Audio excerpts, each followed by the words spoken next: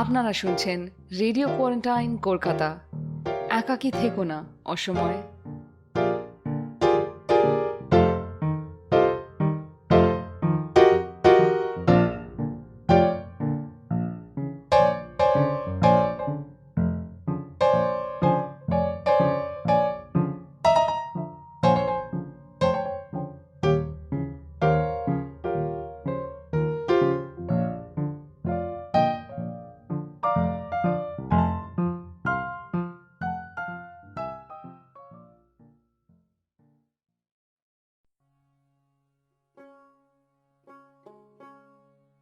যেদিন হিন্দু মুসলমান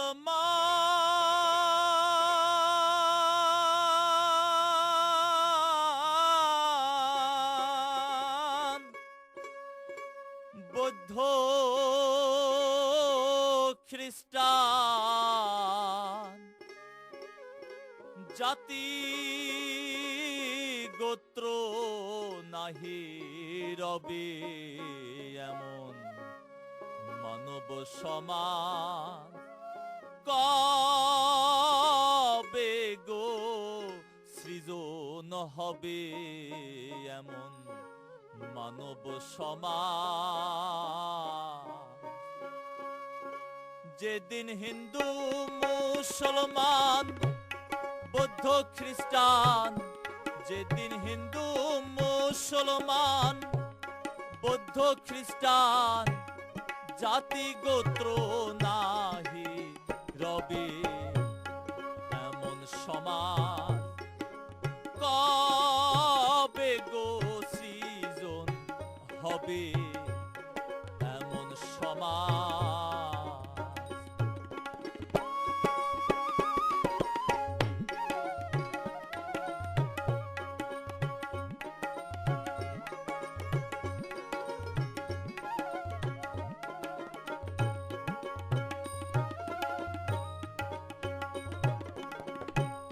শোনা এলো ভের বলি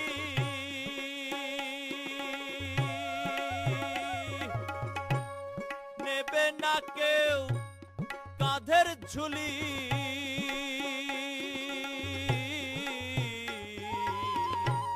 শোনা এলো ভের বলি নেবে না কেউ কাঁধের ঝুলি, ইতরোয়াতেরা বলি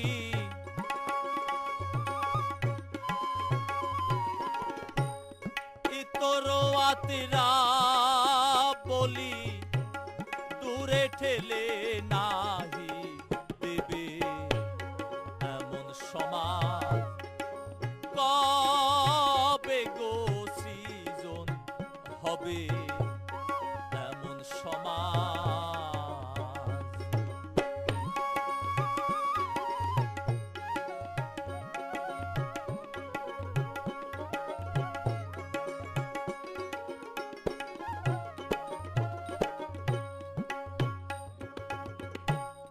আমির ফকির হয়ে একটাই সবার পাওনা পাবে সবাই।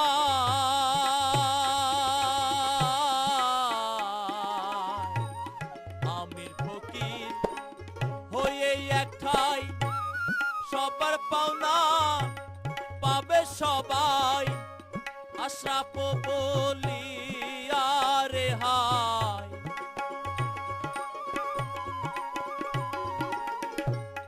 আশরাফ বলি আরে হাই হবে কেউ তো নাহি পাবে এমন সমাজ কবে গো সৃজন হবে এমন সমাজ।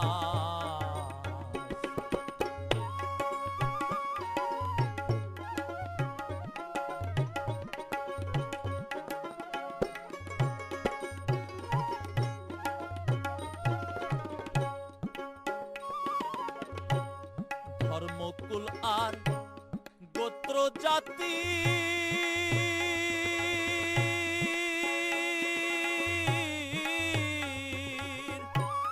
তুলবে নায়া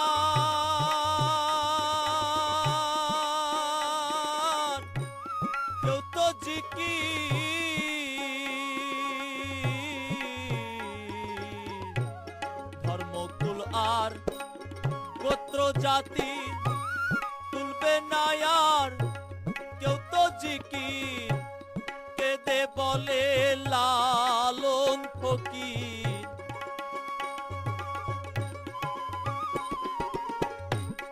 কেঁদে বলে লালন ফকির, কে মোরে দেখায় দেবে এমন সমাজ।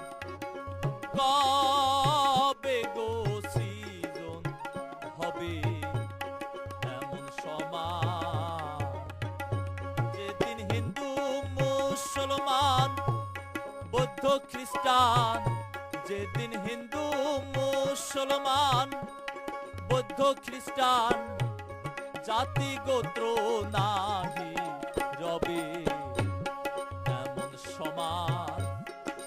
কবে গো সৃজন হবে এমন সমাজ, কবে গো সৃজন হবে মানব সমাজ।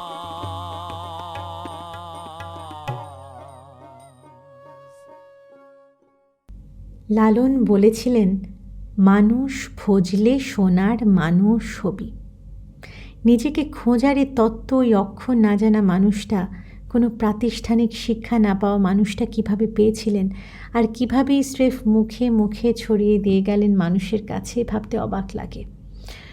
1774 সালে কুষ্টিয়া জেলার কুমারখালী উপজেলার গড়াই নদীর তীর ঘেঁষে গড়ে ওঠা ভাড়ারা গ্রামে জন্মগ্রহণ করেন লালন।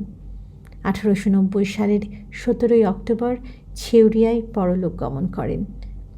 লালনের পৃথিবী ছেড়ে যাবার 130 বছরে দাঁড়িয়ে এই মানুষে মানুষে, দেশ থেকে দেশে যুদ্ধ লেগে থাকা অস্থির সময়ে আজ আমরা খুঁজছি লালনকে। লালন এখন। বন্ধুরা, থাকুন রেডিও কোয়ারেন্টাইন কলকাতার সাথে।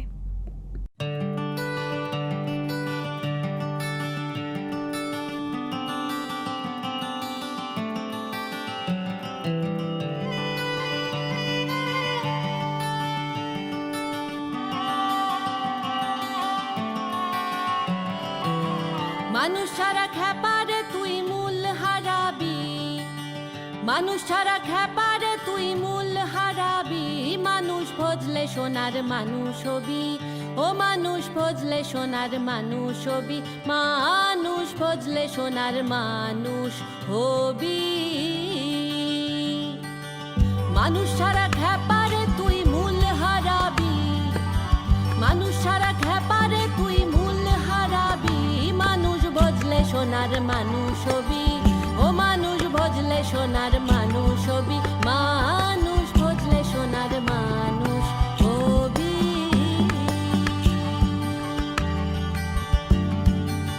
দিদলে মৃণালে সোনার মানুষ উজলে, দিদলে মৃণালে সোনার মানুষ উজলে। মানুষ গুরুর নিষ্ঠা হলে জানতে পারবি, মানুষ গুরুর নিষ্ঠা হলে জানতে পারবি। মানুষ ভজলে সোনার মানুষ হবি, ও মানুষ ভজলে সোনার মানুষ হবি।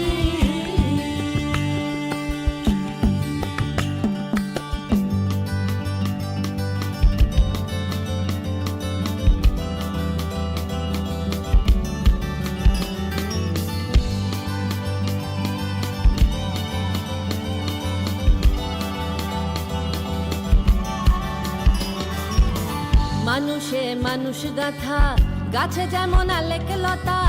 মানুষে মানুষ গাথা, গাছে যেমন আলেক লতা। জেনে শুনে মুড়াও মাথা যাতে উঠবি, জেনে শুনে মুড়াও মাথা যাতে উঠবি। মানুষ ভজলে সোনার মানুষ হবি, ও মানুষ ভজলে সোনার মানুষ হবি, মানুষ ভজলে সোনার মানুষ হবি।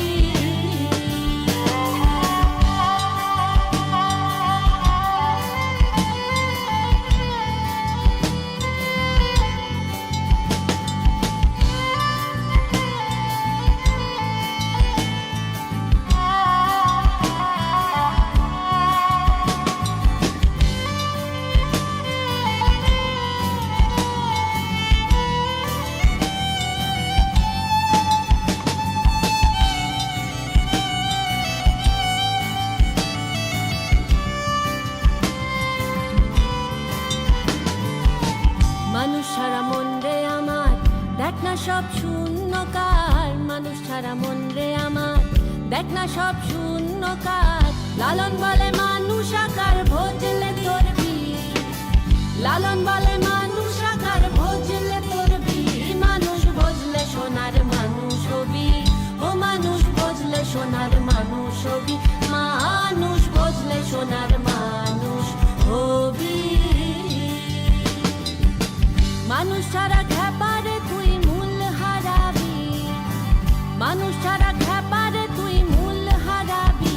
মানুষ ভজলে সোনার মানুষ হবি, ও মানুষ ভজলে সোনার মানুষ হবি।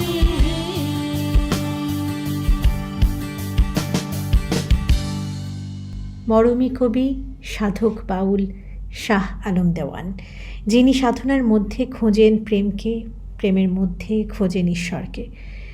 2000-এরও বেশি গানের এই রচয়িতার মন আজও নিবিষ্ট সুরের সাধনায়, লালনের সাধনায়।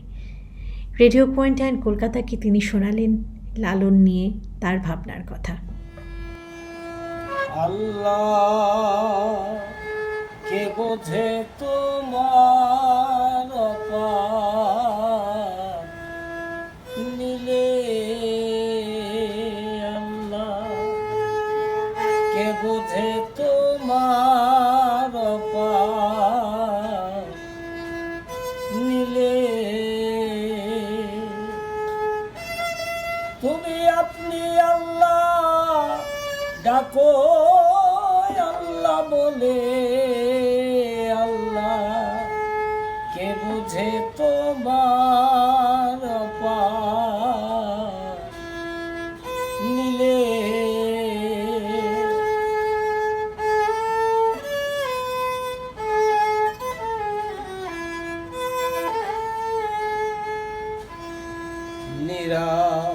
নিরাকারে তুমি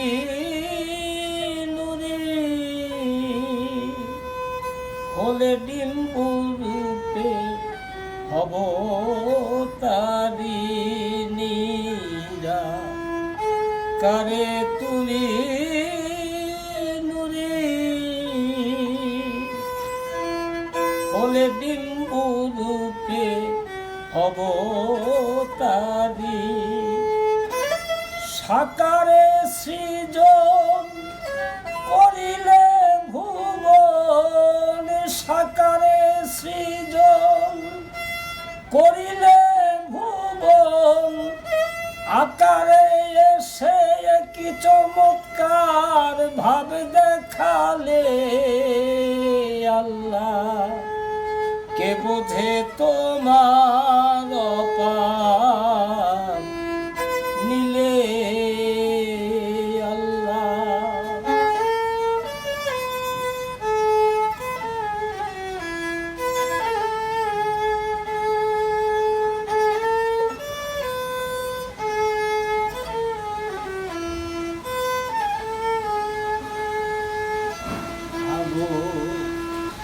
মেরি কুমোধনী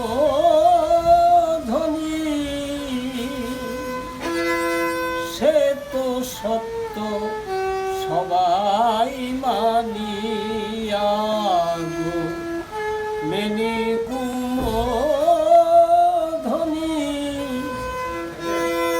সে তো সত্য সবাই মানি।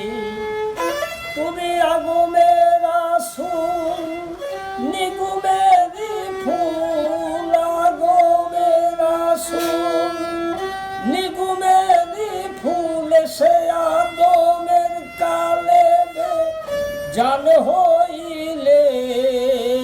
আল্লাহ কে বোঝে তোমার অপার নীলে।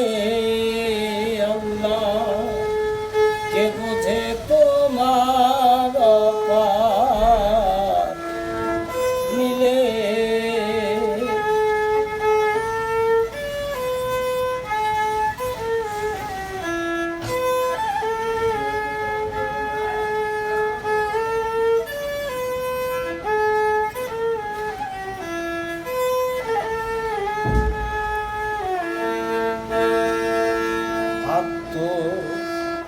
তত্ত্বজ্ঞানী যারা সারলি ঘুরলিলা বোঝে তারা তত্ত্বজ্ঞানী যারা সারলি ঘুরলিলা বোঝে তারা। তুমি নিরঞ্জন অকৈতব সে ধন, নিরঞ্জন অকৈতব সে ধন, লালন খুঁজে বেড়ায় বন জঙ্গলে। আল্লাহ কে বোঝে তোমার অপার নীলে, আল্লাহ কে বোঝে তোমার অপার নীলে। তুমি আপনি আল্লাহ ডাকো আল্লাহ বলে, আল্লাহ কে বোঝে তোমার অপার নীলে। আল্লাহ কে বোঝে তোমার অপার নীলে। মূলত লালন সাঁই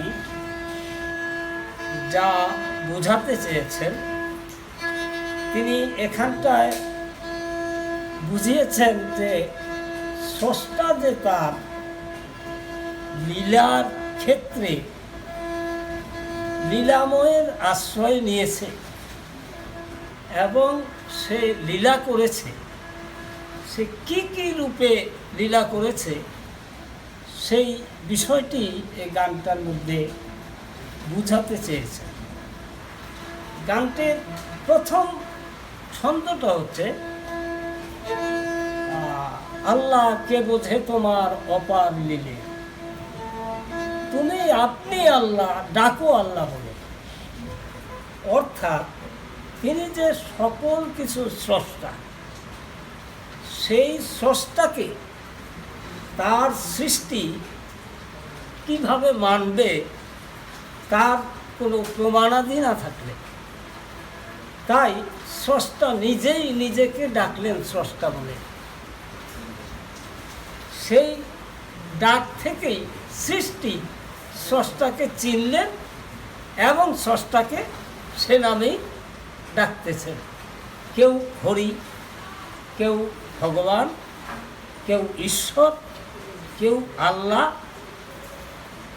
যার যার মতে ডাকছে। তো স্রষ্টা ঠিক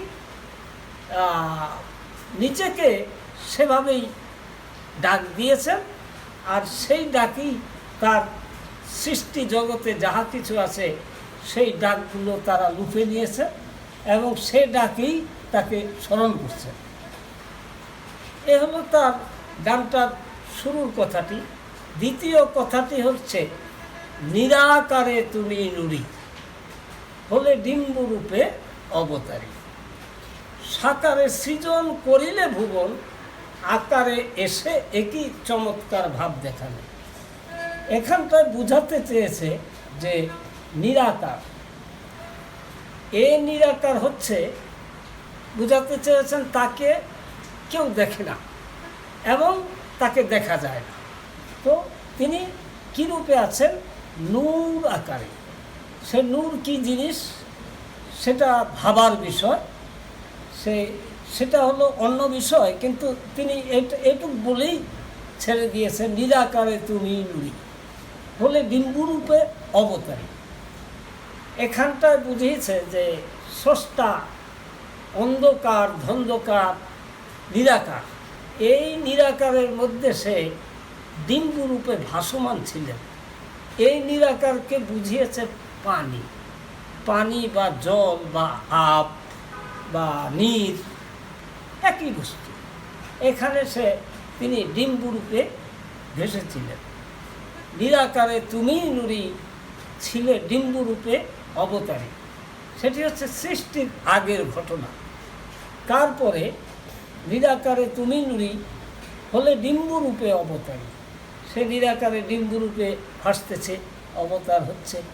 সাকারে সৃজন করিলে ভুবন, আকারে এসে একই চমৎকার ভাব দেখালে। সাকার কি? সাকার হচ্ছে তার নিজের সত্তা, স্রষ্টার নিজের সত্তা। সেই নিজের সত্তার যে কিরূপ সেটা একমাত্র মহাপুরুষগণেই জানেন, সেটা আমাদের বোধগম্যের বাইরে। তবু কিছুটা বলি, সেটা হচ্ছে নারী রূপ। সৃষ্টি নারী পুরুষ সমন্বয়ে সৃষ্টি হয়েছে।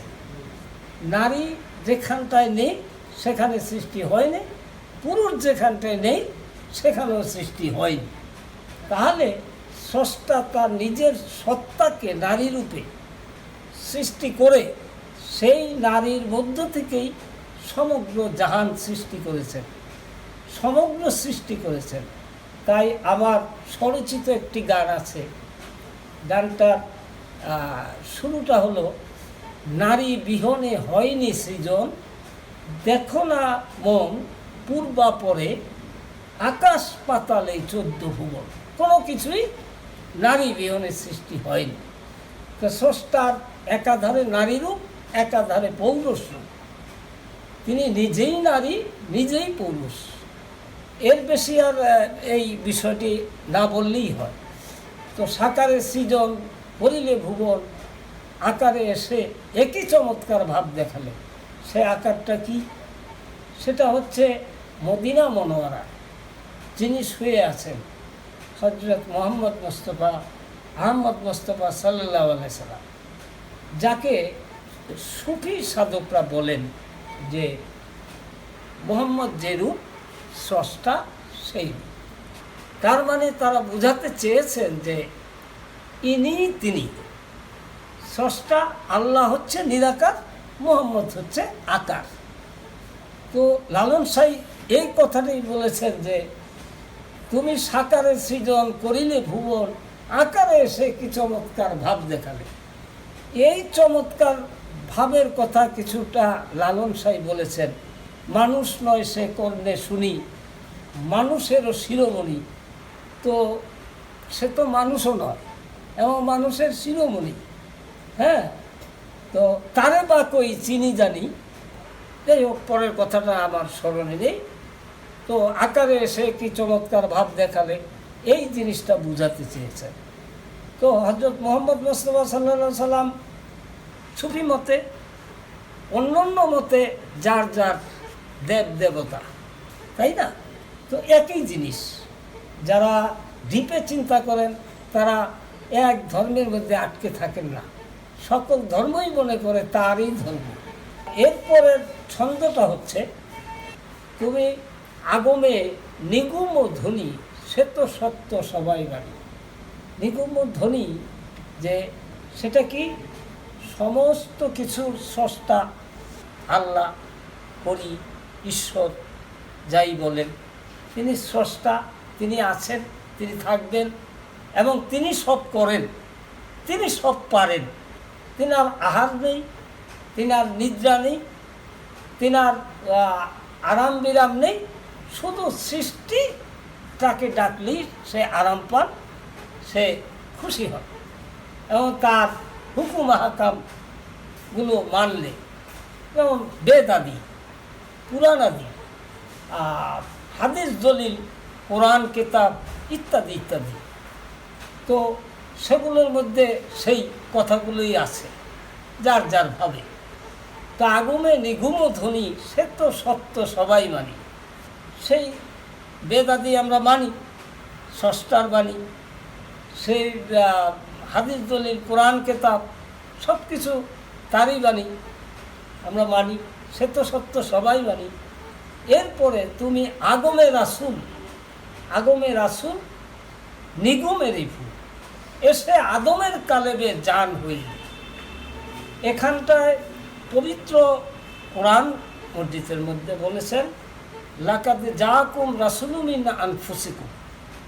এই যে অ্যারাবিক যে শব্দটি পবিত্র কোরআনে, যাকে আল্লাহর বাণী হিসেবে আমরা মানি।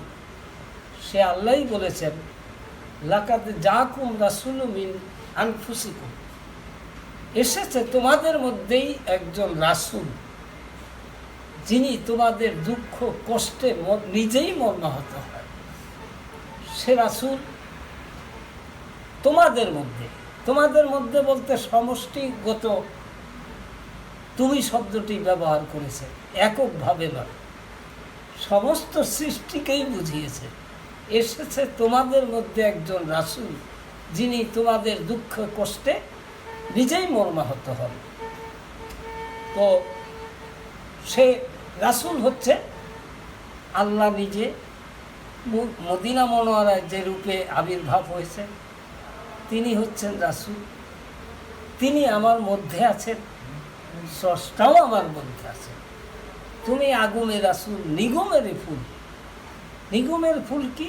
যে যেভাবে তাকে ভাবে, তার ধ্যান জ্ঞান দ্বারা যে জ্ঞানের আয়নায় যে রূপ উদ্ভাসিত হয়, উহা হচ্ছে নিগমের ফুল। আগুনে রাসূল, নিগমের ফুল, এসে আদমের কালেমে জান হই।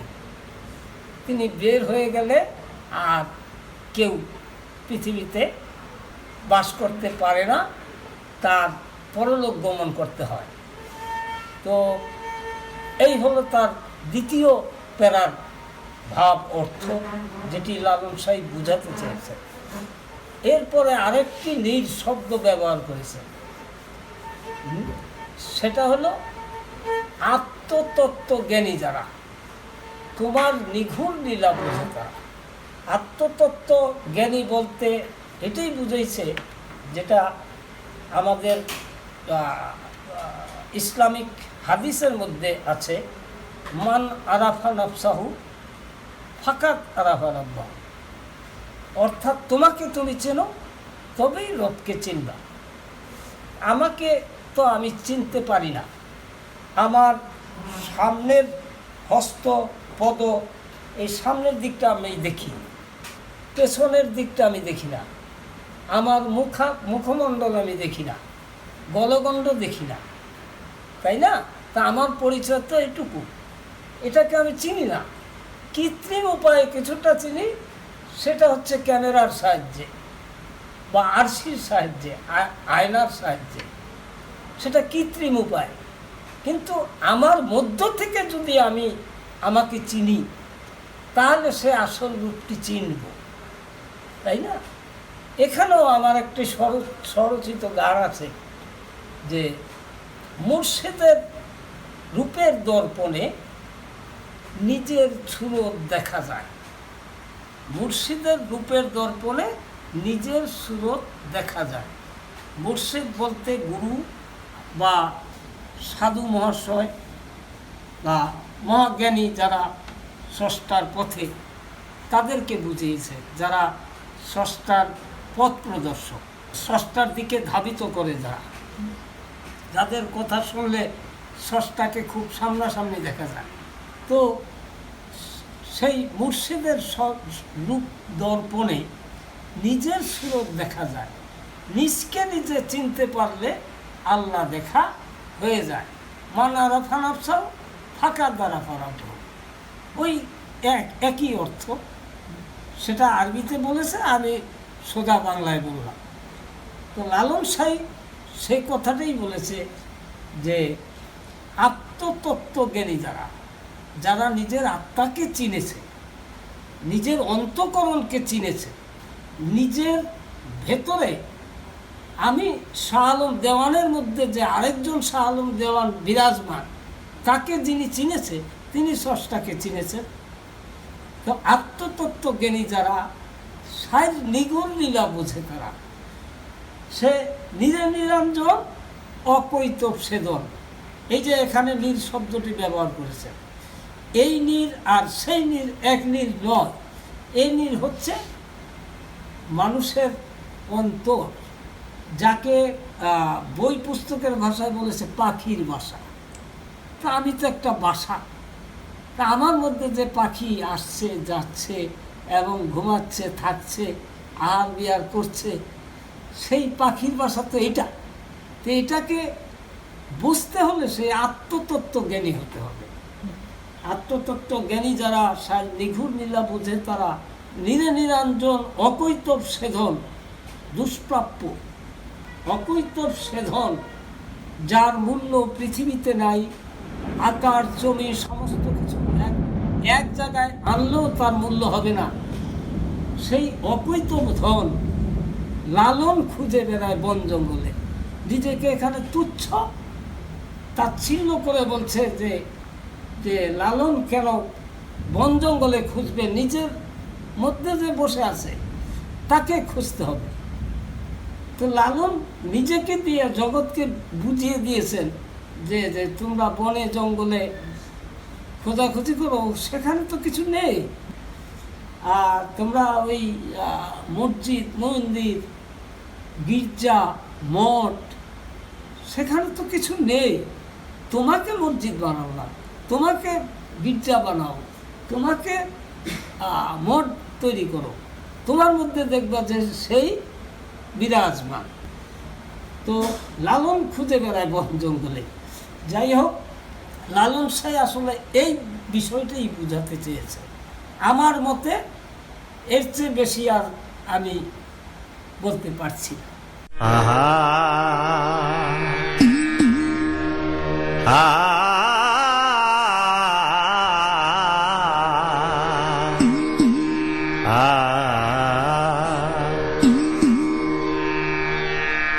এই শব্দের ঘরে নিঃশব্দের কুরে সদাই তারা আছে জুড়ে, দিয়ে জীবের নজরে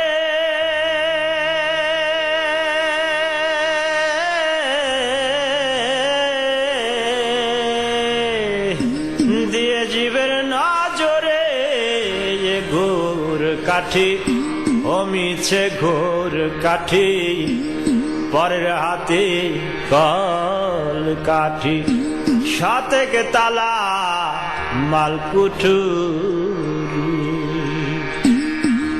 খুঁজে ধন পাই কি মতে,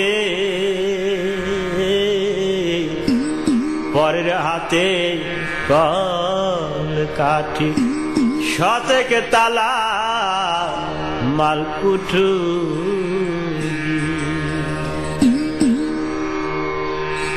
আপন ঘরে পরের কারবার আর আমি চিনলাম না রে তার বাড়ি ঘর। আপন ঘরে পরের কারবার আমি চিনলাম না রে তার বাড়ি ঘর। আমি বেহুশ মুটে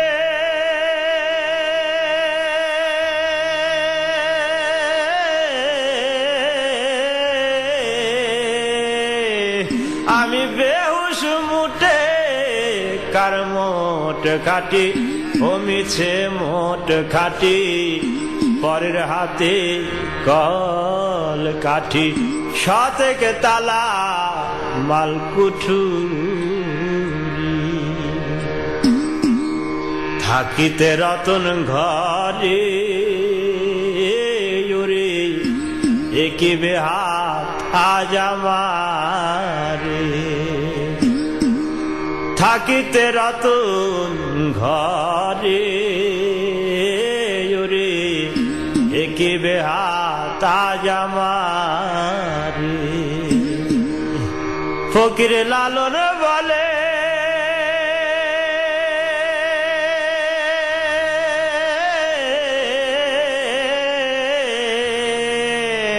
ফকির লালন বলে মিছে ঘর বাটি ও মিছে ঘর বাটি, পরের হাতে কল কাঠি, সাতেক তালা মালকুঠুরি। এই শব্দের ঘরে নিঃশব্দের কুরে, এই শব্দের ঘরে নিঃশব্দের কুরে, সদাই তারা আছে জুড়ে।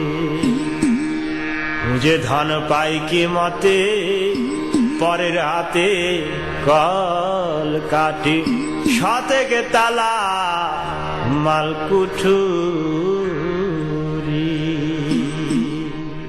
লালনকে নিয়ে দীর্ঘদিন ধরে কাজ করেছেন শক্তিনাথ ঝা, বাউল ফকির গবেষক, প্রাবন্ধিক, সংগঠক। শক্তিনাথ ঝা এবারে বলবেন লালন প্রসঙ্গে।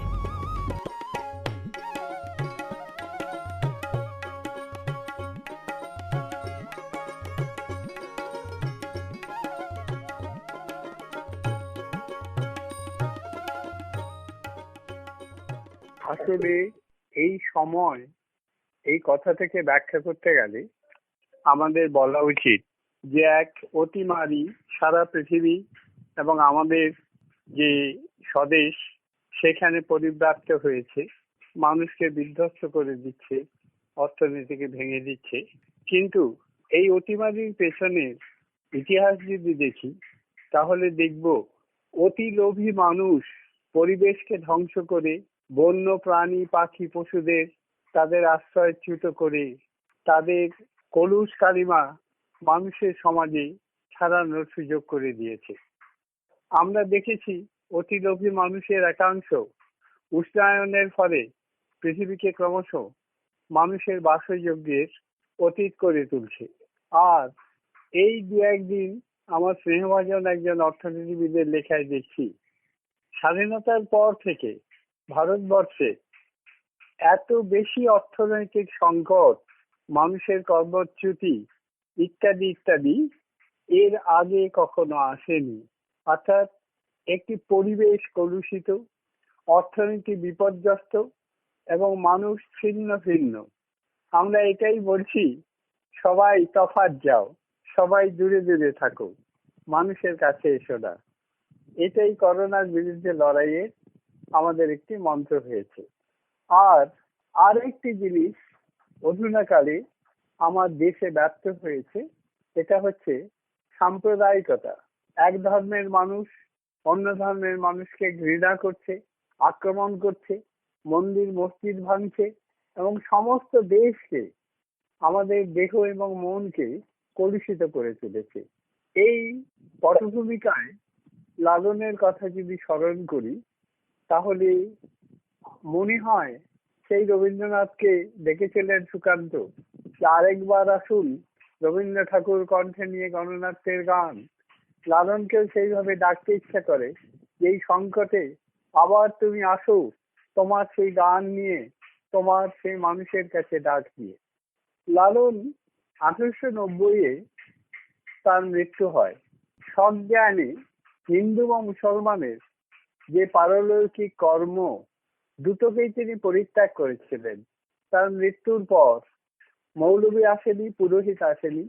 হিন্দু মতে বা ইসলামী মতে তার কবরও হয়নি, শ্রাদ্ধ শান্তিও হয়নি, সাধুদের মতো হয়েছিল।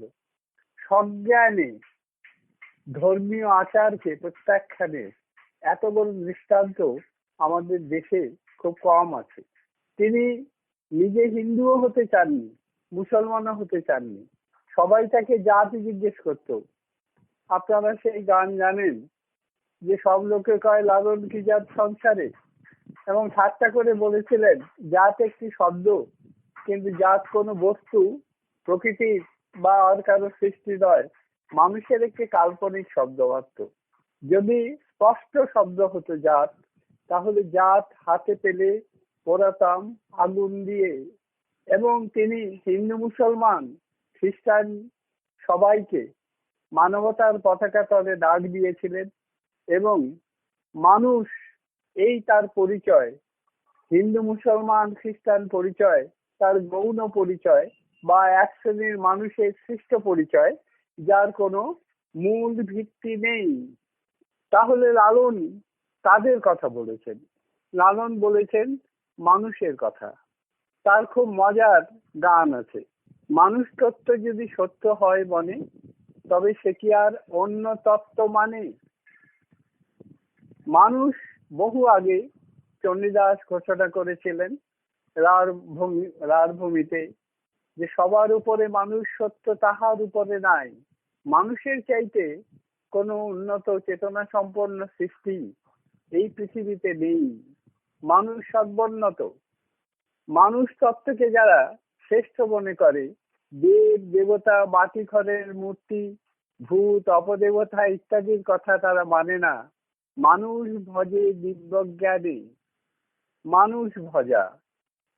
খুব সুন্দর করে রামকৃষ্ণ কথামৃতে বলেছেন যে বাউলরা মূর্তি পূজা লাইক করে না, ওরা জীবন্ত মানুষ চায়। যে কোনো মানুষ, নর নারী, মুচি, ব্রাহ্মণ, চন্ডাল, মুসলমান, খ্রিস্টান, দেহি মাত্রই মানুষ। এই মানুষ সবার উপরে। মানুষের ধর্ম কি? পশুরা ক্ষুধা নিদ্রা রমণ, এই জৈব ধর্ম মানুষেরও আছে। মানুষ আরেকটি ক্ষেত্রে উন্নত। নিরঞ্জন যিনি মানুষকে তৈরি করেছিলেন, লালন চমৎকার করে বলেছিলেন যে মানুষরা হবে মাধুর্য ভজন। মাধুর্য ভজন মানুষের মধ্যে হয়। হিংসা জৈব শক্তি। অন্যের কাছ থেকে খাবার কেড়ে নেওয়া, অন্যের ধন কেড়ে নেওয়া, অন্যকে হত্যা করা, অন্যকে দলিত করা, এই হিংসা জৈব ধর্ম।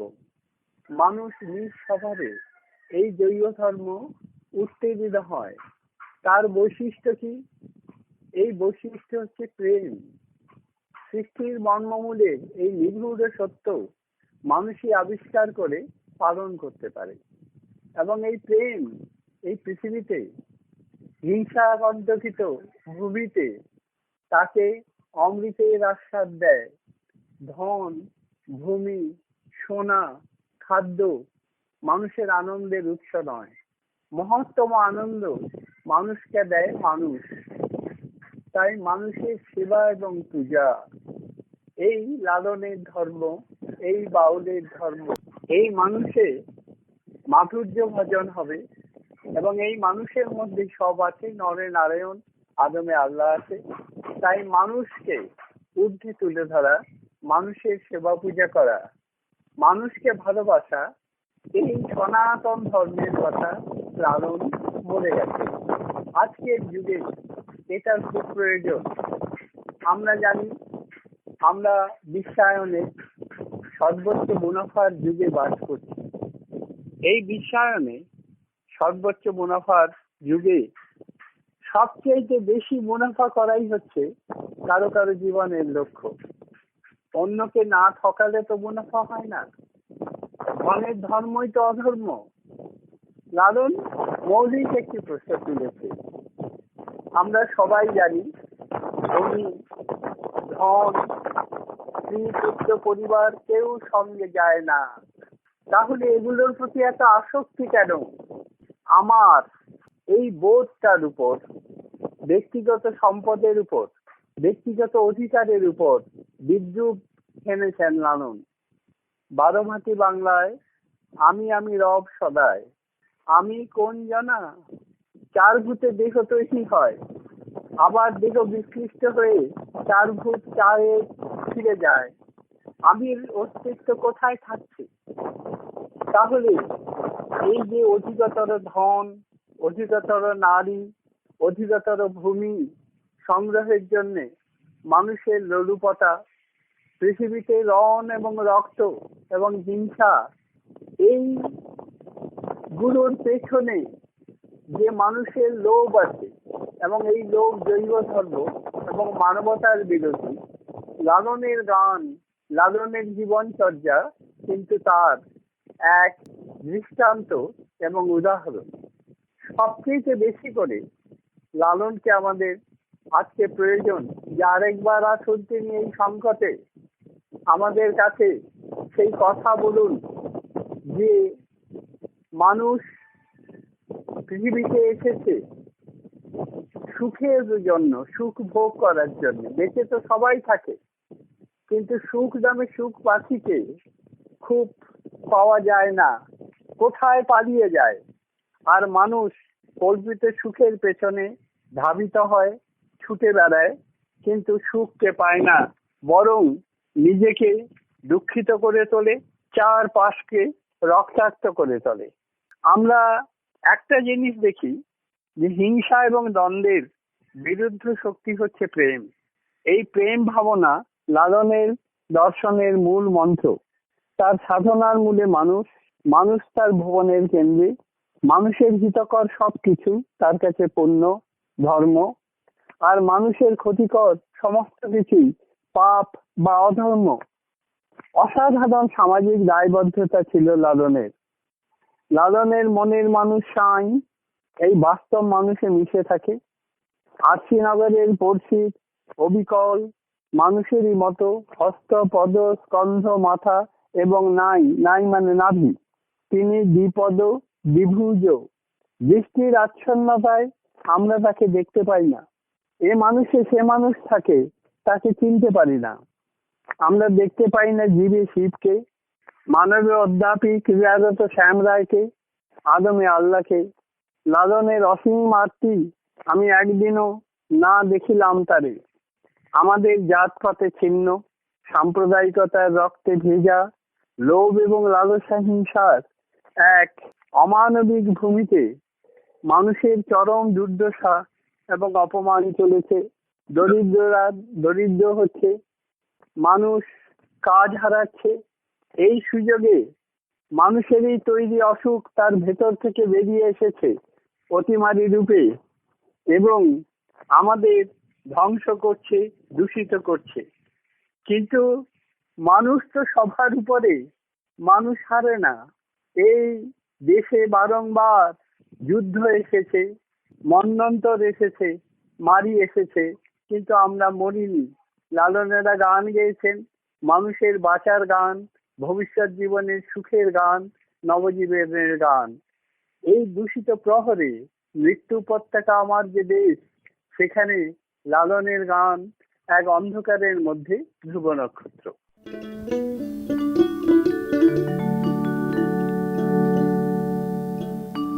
বাড়ির কাছে আড়িশি নব,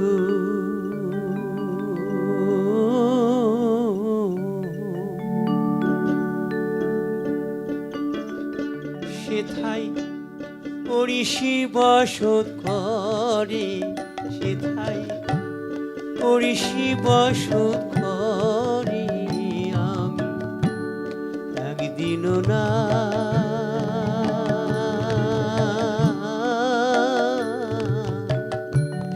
দেখি না তারে।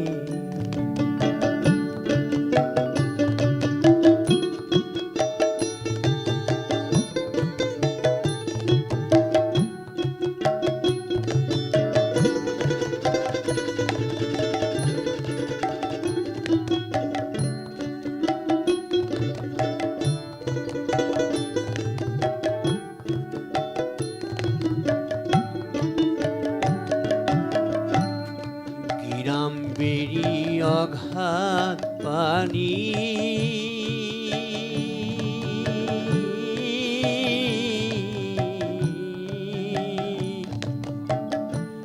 নাই কিনারা নাই তরুণী পারে।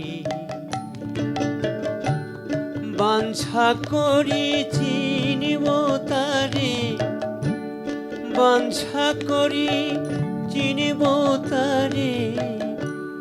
কেমনে সেথায় যাই রে দয়া, কেমনে সেথায় যাই রে।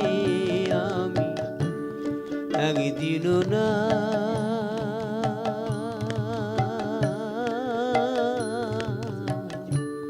দেখি না তারে।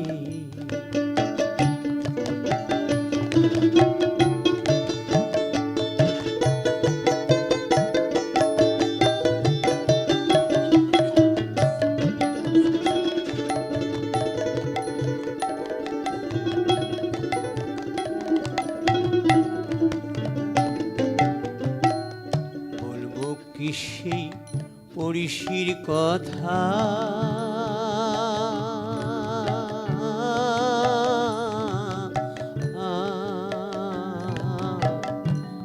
হস্ত পদ স্কন্ধ মাথা নাই রে। বলবো কি সেই পড়িশির কথা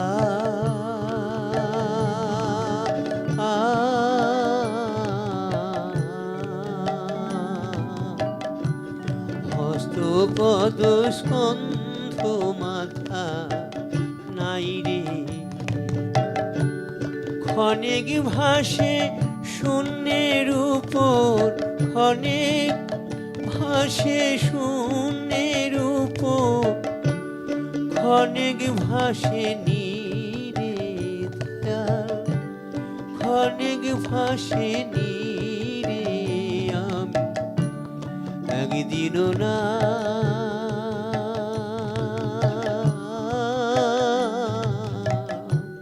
দেখিলাম তারে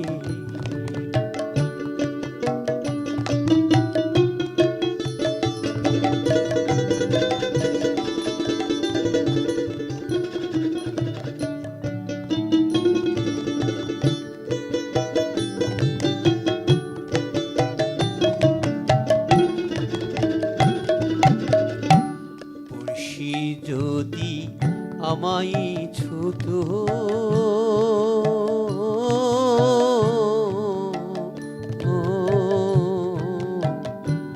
জমজাত না সকল যেত দূরে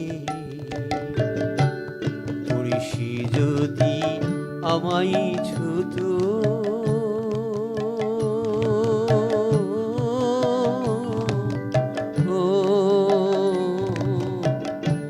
জমজাত না সকল যেত দূরে সে আর লালন একখানি রয় সে আর লালন একখানি রয় লক্ষ যোজন ফাঁকি দয়াল লক্ষ যোজন ফাঁকি আমি একদিনও না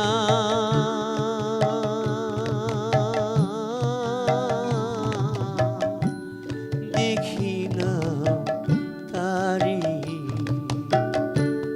বাড়ির কাছে আড়িশি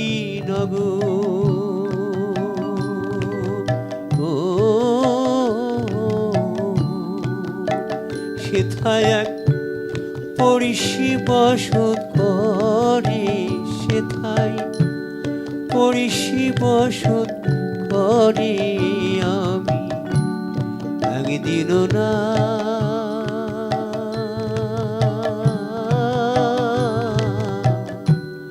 দেখিলাম তারে। বন্ধুরা শুনছেন লালন এখন। এ পর্যায়ে শুনব লোকসংস্কৃতি গবেষক ও নাট্যকার এবং লালন তত্ত্ব ও দর্শন গবেষক সাইমন জাকারিয়ার কথা।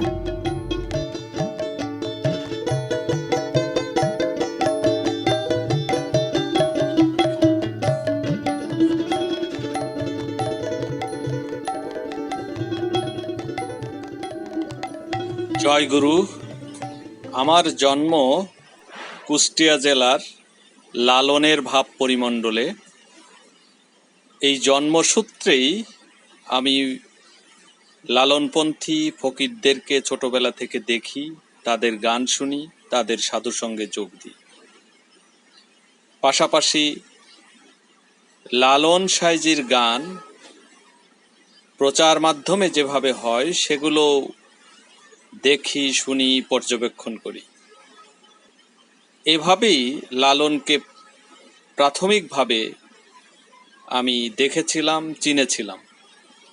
পরবর্তীতে যখন গবেষণায় মনোনিবেশ করলাম, শুধু লালন সয় নয়, সারা বাংলাদেশের সাংস্কৃতিক ঐতিহ্যের যত রকমের সঙ্গীত, নাট্য, নৃত্য এইসব ধারা প্রচলিত আছে, সবগুলোকে যখন পর্যবেক্ষণ করতে শুরু করলাম, তখন আমি একটি বিষয় লক্ষ্য করলাম। গ্রামের মানুষ মূলত তাদের সাংস্কৃতিক ঐতিহ্যগুলোকে ধরে রাখে ভক্তিতে, ভালোবাসায়, শ্রদ্ধায়। কিন্তু বাণিজ্যিক ধারায় যারা সঙ্গীত পরিবেশন করেন তারা সেই ভক্তিকে ধরে রাখতে পারেন না, সেই ভালোবাসার সেই শ্রদ্ধাকে ধরে না রেখেই সঙ্গীত পরিবেশন করেন। এখান থেকেই লালন সাঁইজির গান পরিবেশনের ক্ষেত্রে খুব বড় ধরনের সমস্যা সৃষ্টি হয়েছে। আমরা যখন লালন সাঁইজির গান শুনি, গানের শব্দগুলোকে পরিবর্তিত আকারে দেখে ব্যথিত হই। গানগুলোর অর্থ না জেনেই যেসব শিল্পীরা গান গেয়ে থাকেন তাদের দিকে তাকিয়ে আমাদের করুণা হয়। কারণ লালন সাঁইজির গান বাণী প্রধান এবং একটি উদ্দেশ্য কেন্দ্রিক গান, অর্থাৎ দেহকেন্দ্রিক ভাব সাধনার সঙ্গে যুক্ত এই গান এবং গুরুবাদী ধারার গান।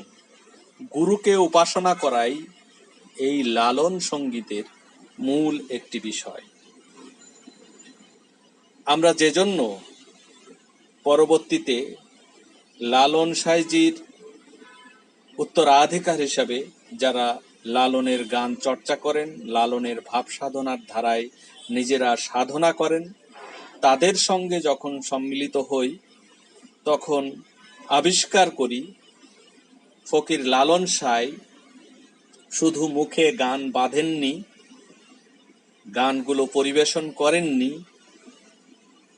তিনি যখন গানগুলো পরিবেশন করতেন বা রচনা করতেন বা মুখে মুখে গান বাঁধতেন, তখন কিন্তু তার গানগুলো লালনপন্থী সাধকরা, লালনের যারা সাক্ষাৎ শিষ্য, তারা সেই গানগুলোকে খাতায় লিপিবদ্ধ করতেন। সেই খাতায় লিপিবদ্ধ রূপেই লালন সাঁইজির যে গানগুলো সাধুদের কাছে সংরক্ষিত হচ্ছিল বিভিন্ন স্থানে গোপনে, সেই খাতাগুলো সংরক্ষণের বা সংগ্রহ করার উদ্যোগ আমরা তেমনভাবে দেখিনি। যদিও লালনের তিরোধানের পরবর্তীতে বিশ্বকবি রবীন্দ্রনাথ ঠাকুর লালনের আঁকড়া থেকে লালনের গানের খাতার কপি সংগ্রহ করেছিলেন, নিজের নিয়োগকৃত কিছু পাণ্ডুলিপি লেখকদের দ্বারা পুনর্লিখন করে নিয়েছিলেন খাতাগুলো দেখে দেখে। সাধুরা দীর্ঘদিন ধরে দাবি করছিল লালন সাঁইয়ের মূল খাতা রবীন্দ্রনাথ নিয়ে গেছেন, কিন্তু আমরা ক্ষেত্র সমীক্ষায় দেখেছি লালন সাঁইজির কোনো মূল খাতায় রবীন্দ্রনাথ সংগ্রহ করেননি, বরং লালনের আঁকড়ায় রক্ষিত খাতাগুলোকে থেকে রবীন্দ্রনাথ তার নিয়োগ করা ব্যক্তিদের দিয়ে গানগুলোর কপি করে নিয়েছিলেন। সেই কপি করা পাণ্ডুলিপি বিশ্বভারতীর রবীন্দ্র ভবনের সংরক্ষণশালায় সংরক্ষিত হচ্ছে। আমরা জানি এ পর্যন্ত 3টি খাতা রবীন্দ্রনাথের সংগ্রহ সূত্রে বিশ্বভারতীতে সংরক্ষিত আছে। এর বাইরে লালন সাঁইজির শিষ্যদের হস্তলিখিত খাতা বাংলাদেশের বিভিন্ন ফকিরদের কাছে খুব গোপনে সংরক্ষিত হচ্ছে। আমার সৌভাগ্য হয়েছে সেই সব খাতাগুলোর সন্ধান করা এবং সেইগুলো খাতার ফটোকপি সংগ্রহ করা। অনেকের বাড়ি গিয়েছি, তাদের কাছে খাতাগুলো সংরক্ষিত হচ্ছে আজও। সেই খাতাগুলোর ভেতরে লালনের গান যেভাবে লিপিবদ্ধ আছে তার সঙ্গে কিন্তু আজকাল আমরা যেসব গান শুনে থাকি তার কোনো মিল অনেক সময় খুঁজে পাই না। আমি আমার কথার সূত্রে একটি দৃষ্টান্ত দিব। তার আগে লালনের সাক্ষাৎ শিষ্যদের ভিতরে যারা লালনের গানগুলো কাগজে কলমে লিপিবদ্ধ করতেন তাদের কথা একটু স্মরণ করতে চাই। বিশেষ করে লালনের সাক্ষাৎ শিষ্য মনিরুদ্দিন সাঁই, যার কাজই ছিল লালনের গানগুলোকে লালন যখন বলবেন সঙ্গে সঙ্গে সেটা খাতায় লিপিবদ্ধ করা। মনিরুদ্দিন সাঁই লালনের তিরোধানের পরেও অনেকবার লালনের এই গানগুলোর পাণ্ডুলিপি করেছেন বিভিন্নভাবে এবং বিভিন্ন স্থানে সেই পাণ্ডুলিপিগুলো সংরক্ষিত হচ্ছে এখন পর্যন্ত। মনিরুদ্দিন সাঁই ছাড়াও লালনের সাক্ষাৎ শিষ্য শুকুর শাহ ওরফে শাকের সাঁই, তিনিও লালনের গানের পাণ্ডুলিপি তৈরি করেছিলেন নিজের হস্তলিখিত করে। তাদের খাতাগুলোর ভিতরে কিন্তু আমরা মূলত লালন সাঁইজির গানগুলোর মূল পাঠ পেতে পারি, এবং সেই পাঠের সঙ্গে আজকে যারা লালনের গান পরিবেশন করছেন তাদের গানকে মিলালে আমরা কোনো মিল অনেক সময়ই পাই না। অনেক গানের বাণী পরিবর্তন করে শিল্পীরা তাদের ইচ্ছে মতো কথা বসিয়ে নিয়েছেন। এটার সঙ্গে হয়তো বর্তমানকালের ধর্ম সংস্কৃতির একটা সম্পর্ক আছে, হয়তো শিক্ষিত মানুষের রুচির একটি সম্পর্ক আছে, হয়তো অন্য কোনো উদ্দেশ্যও থাকতে পারে। কারণ লালন যে সময় চর্চা করেছিলেন সে সময় ভারতবর্ষ ছিল অখণ্ড। লালনের তিরোধানের পর সেই ভারতবর্ষ কিন্তু খণ্ডিত হয়েছে বহু ভাগে, এবং স্থান কাল পাত্রে লালনের গান যে অর্থ এখন রূপ নিয়েছে সেই অর্থ কিন্তু এই খণ্ড বিখণ্ড দেশের কারণেও বদলেছে। যেমন বাংলাদেশ অংশের অধিকাংশ মানুষ ধর্মের কারণে লালনের গানকে সুফিবাদ হিসাবে শনাক্ত করতে চান, আবার পশ্চিমবঙ্গের অনেকেই লালনের গানকে বৈষ্ণবীয় ভাবে ব্যাখ্যা করতে চান এবং তারা সেভাবেই পরিবেশন করতে আগ্রহী। তা আমরা এখন লালন যে গুরুবাদী সাধক ছিলেন তার একটি গুরুবাদী গানের দৃষ্টান্ত লালনের খাতা থেকে আমরা দিতে চাই। লালনের সাক্ষাৎ শিষ্য মনিরুদ্দিন সাই এবং শাকের সাই দুইজন সাধকের দুইটি পাণ্ডুলিপি আমাদের হাতে আছে। এই গানটি অনেকদিন ধরেই খুব জনপ্রিয় অন্যভাবে। সেই ভাবের কথা যদি বলি, যেভাবে লালনের এই গানটি জনপ্রিয় আছে তার পদ বন্ধে আসছে এরকম: আল্লাহ বলো মন রে পাখি আমার, মাওলা বলো মন রে পাখি। কিন্তু আমরা যদি শুকুর সাই বা শাকের সায়ের খাতায় লক্ষ্য করি এই গানটি কিভাবে আছে, শাকের সায়ের খাতায় আমরা দেখছি এই গানটির প্রথম বাক্য হচ্ছে মুর্শিদ বলো মন রে পাখি, ভবে কেউ কারো দুঃখের দুঃখী নয়। অর্থাৎ মুর্শিদ বলো মন রে পাখি, ভবে কেউ কারো দুঃখের নয় রে দুঃখী। তারপরে এই গানের কথায় আমরা দেখি ভুলো না রে ভব ভ্রান্ত কাজে, আখেরে সব কাণ্ড মিছে। তারপরে বলছে কি, এসো একা যেতে একা, এ ভব পীড়িতের ফল কি আছে। খুব সুন্দরভাবে লালন এখানে তার বৈরাগ্যের কথা বলেছেন। কিন্তু দুঃখের বিষয়, এই গানটি গুরুবাদী ধারায় যেখানে বলা হয়েছিল মুর্শিদ বলো মন রে পাখি, ভবে কেউ কারো নয় দুঃখের দুঃখী, এই গানটি যখন বাণীবন্ধ পরিবর্তন হয়ে আল্লাহ বলো মন রে পাখি হয়ে যায়, তখন এই গানটি ভিতর দিয়ে শুধুমাত্র একটি শরীয়তি ইসলামী চেতনার প্রকাশ পায়।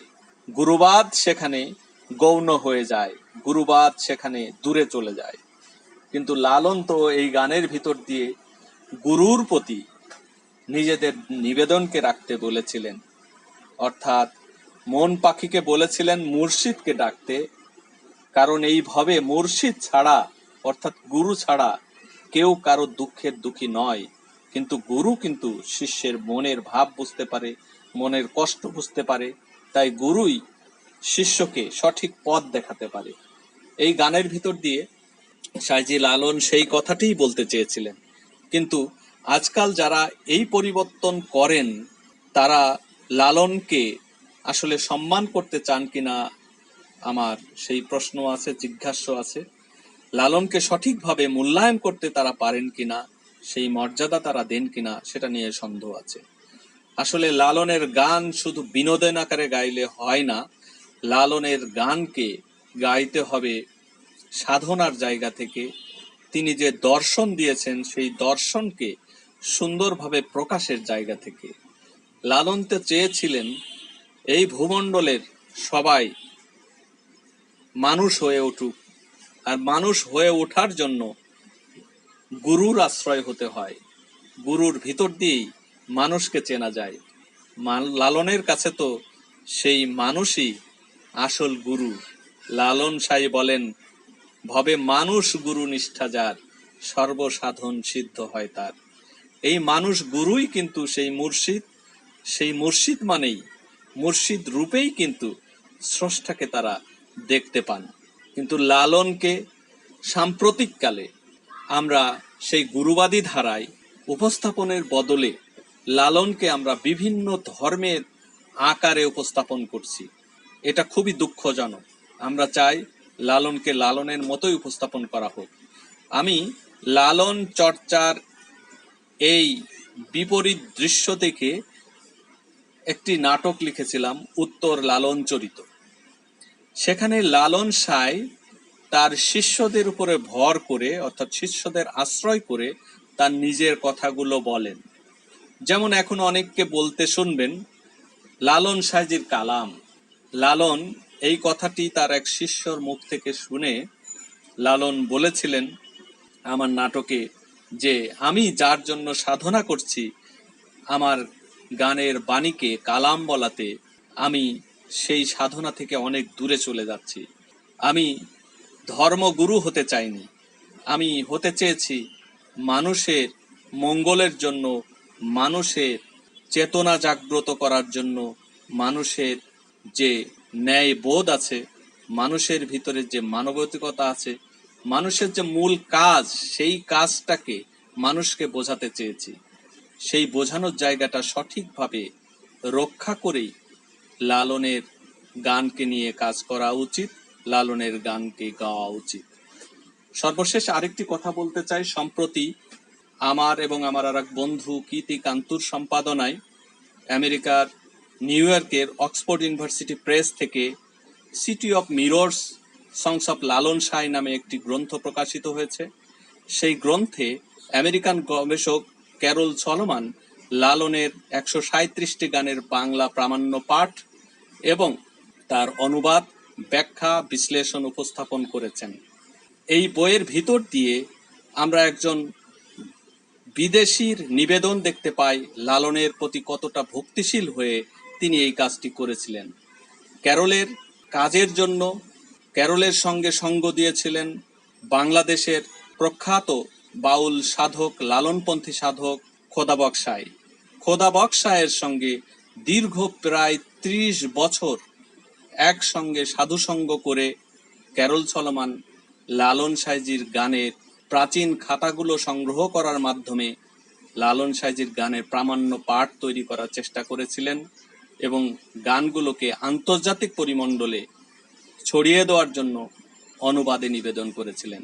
আমাদের সৌভাগ্য যে ক্যারলের সেই কাজটি এখন প্রকাশিত হয়েছে, কিন্তু দুঃখও আছে ক্যারল তার এই কাজটি সমাপন করে যেতে পারেননি। তিনি 2009 সালে একটি সড়ক দুর্ঘটনায় মারা যান। কিন্তু আমাদের আনন্দ যে তার তিরোধানের পরেও তার কাজটিকে আমরা বিশ্বের দরবারে উপস্থাপন করতে পেরেছি। লালন সাঁইজি জয় হোক, জয় গুরু আলোক সাঁই।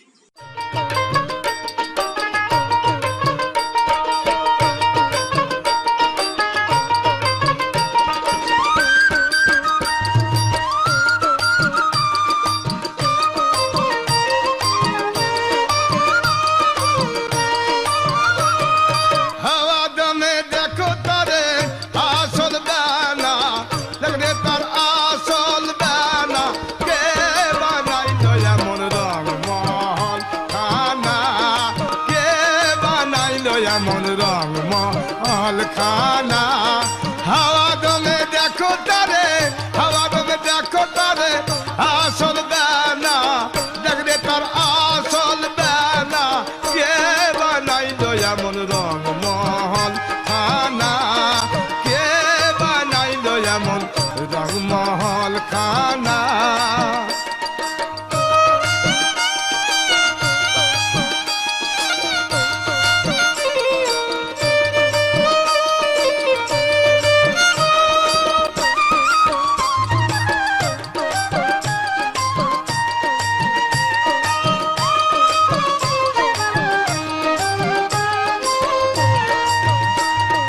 তিল পরিমাণ জায়গা সে যে হাত ধরু তাহার মাঝে, তিল পরিমাণ জায়গা সে যে হাত ধরু তাহারি মাঝে।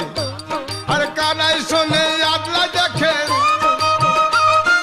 কানাই শোনে আদলা দেখে ন্যাংড়ার লাচনা, দেখরে দেখ ন্যাংড়ার লাচনা, কে বানাইলো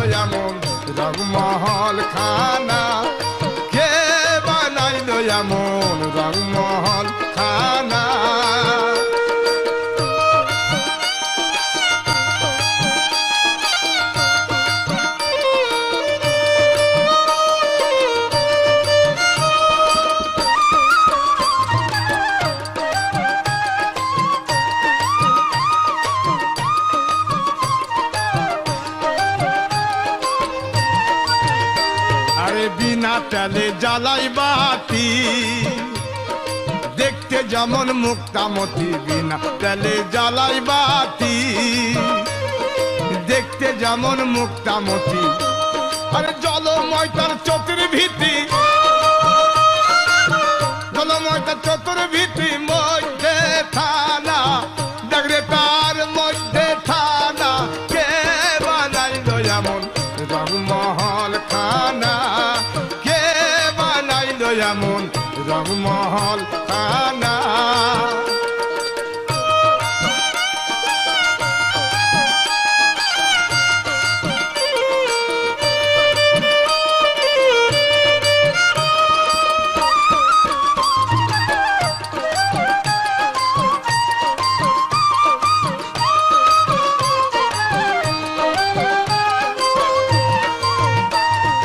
যে গঠেছে এ রংমহল, দেখি না তার রূপটি কেমন।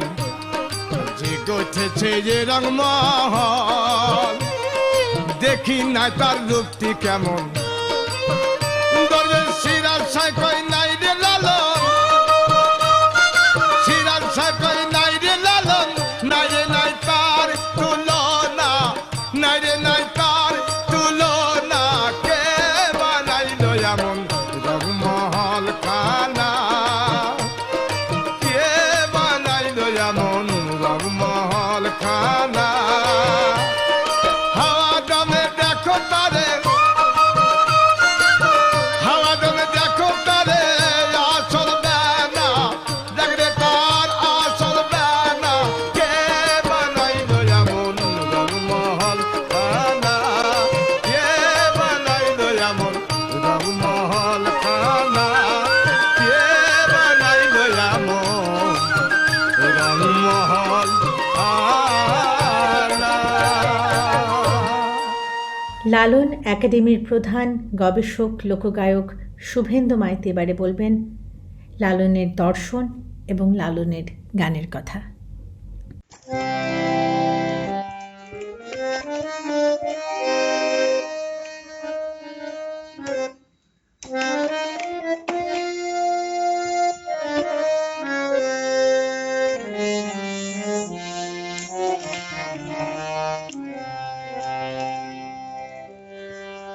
আমি আমার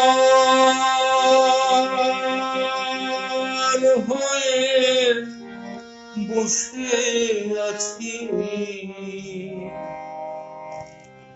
ওহে দয়াময়।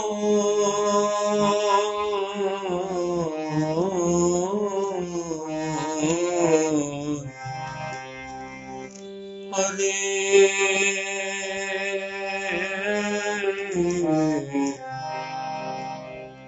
রয়ে যাও আমার, আমি অপার হয়ে বসে আছি, ওহে দয়াময়।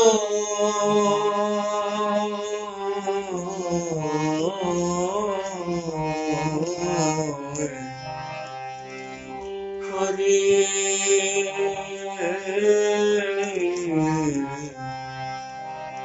রয়ে যাও আমায়।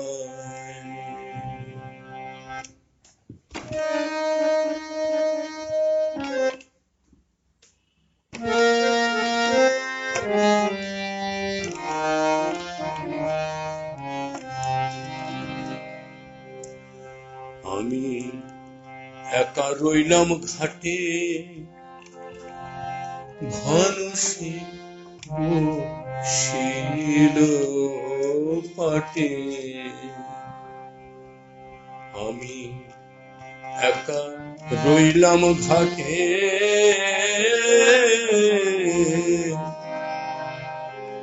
ভানুষে শিল পাটে।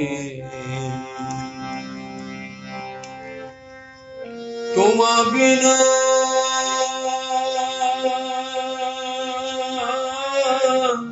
ঘোর সংকটে ওগো তোমা বিনা ঘোর সংকটে না দেখি উপায়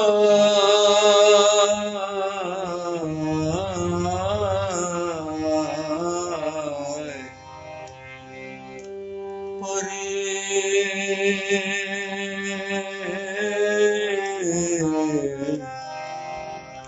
লয়ে যাও আমায়।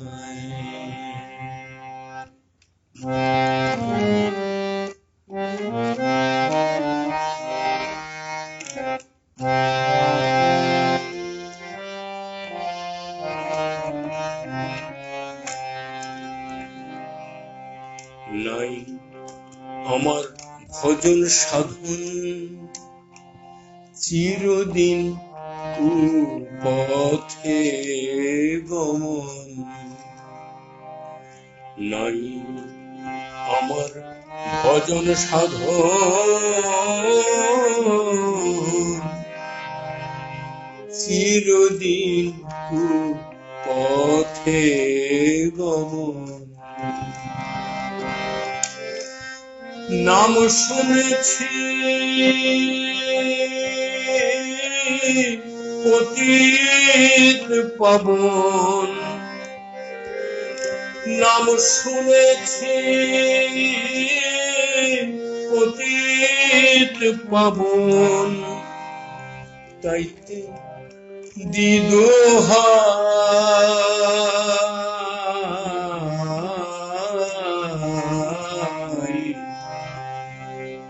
পরে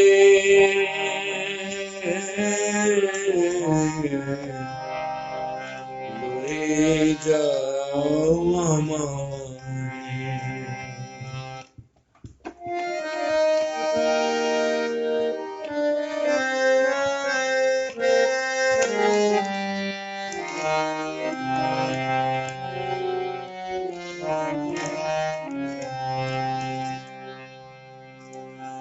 অগতির না দিলে গতি ও নামে হবে অখ্যাতি অগতির না দিলে গতি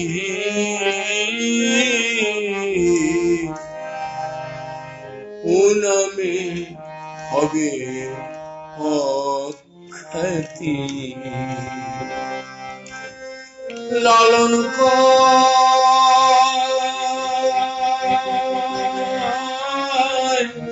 অকুলের প্রতি লালন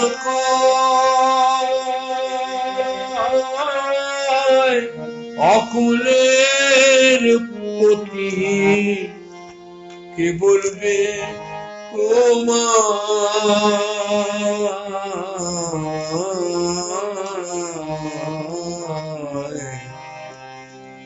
পরে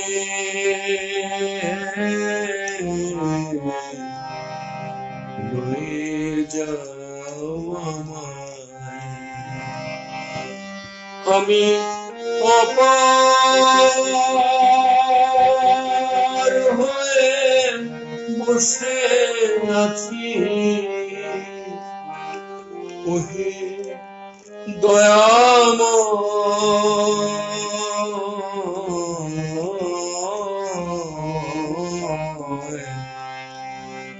পরে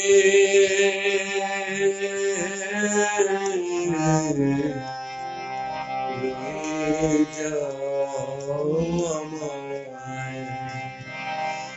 আমি অপার হয়ে বসে আছি।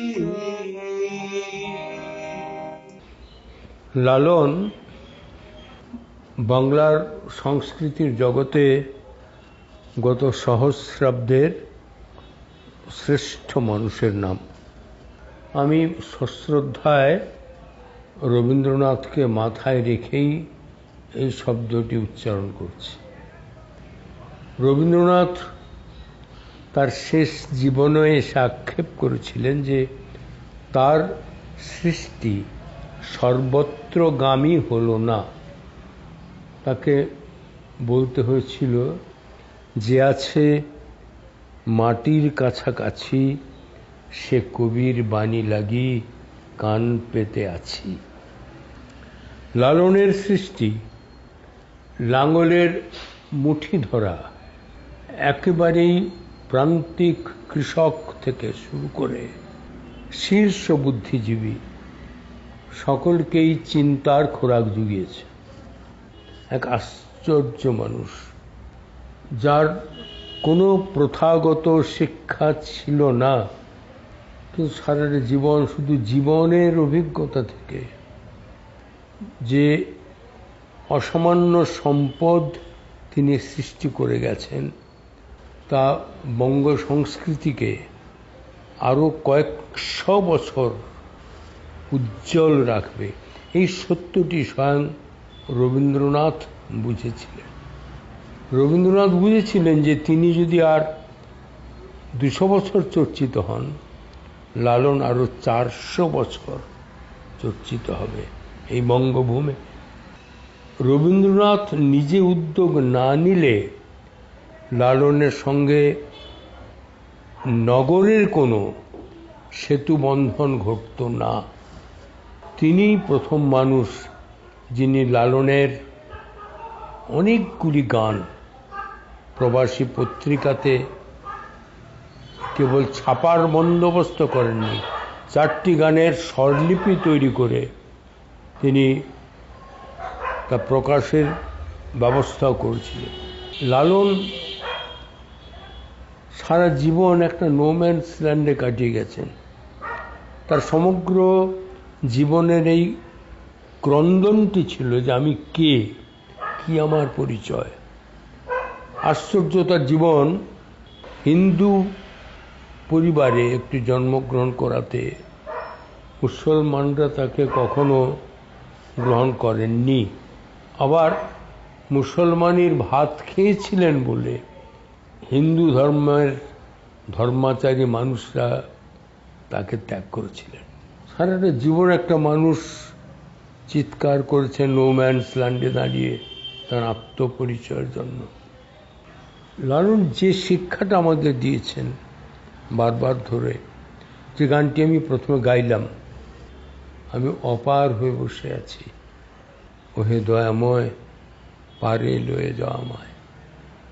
লালন বলছেন যে তুমি যদি নিঃস্ব হতে না পারো, তোমার ঝুলি ভর্তি জঞ্জালে, সেখানে যশ, প্রতিষ্ঠা, খ্যাতি, লোভ, ঈর্ষা, অর্থগৃহণতা, পরশ্রী কাতরতা, হাজার আবর্জনাতে ভর্তি তোমার ঝোলা, সেগুলোকে যদি ফেলে দিয়ে নিঃস্ব হতে না পারো, তাহলে গুরুবস্তু রাখতে পারবে না।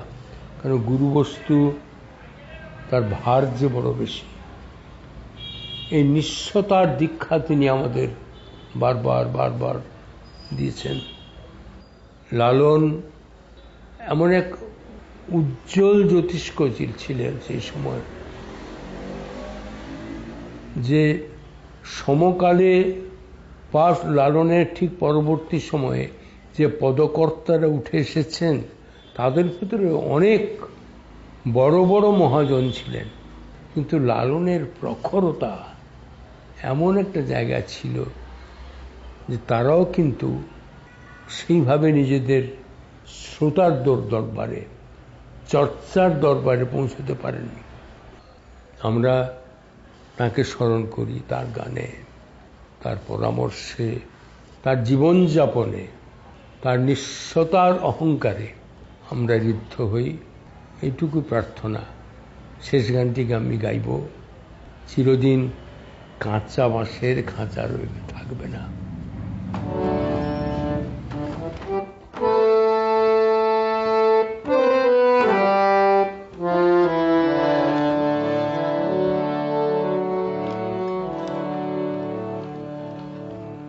চিরদিন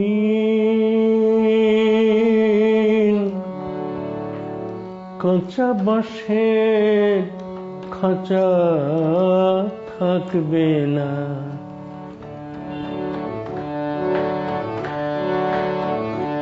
চিরদিন কাঁচা বাঁশের খাঁচা থাকবে না। পাখি যাবে উড়ে থাকবে পড়ে, পাখি যাবে উড়ে থাকবে পড়ে, কেউ রাখিতে পারিবে না। চিরদিন কাঁচা বাঁশের খাঁচা থাকবে না।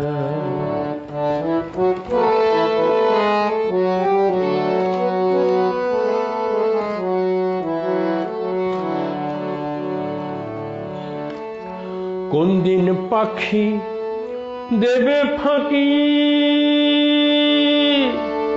সদাই মনে এই ভাবনা।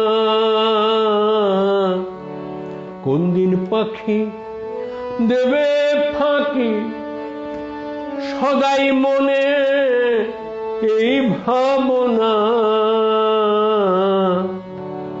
আমার মন চিন্তা ভব চিন্তা, মন চিন্তা ভব চিন্তা, গুরু চিন্তা করো না। চিরদিন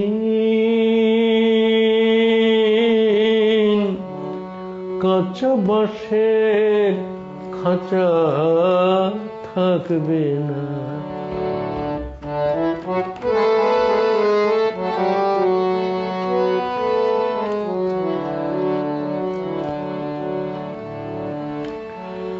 যারে বলো আপন আপন, কেউ তো সঙ্গে যাবে না মন। যারে বলো আপন আপন, কেউ তো সঙ্গে যাবে না মন। আসবে সমন করবে দমন, আসবে সমন করবে দমন, কেউ রাখিতে পারিবে না।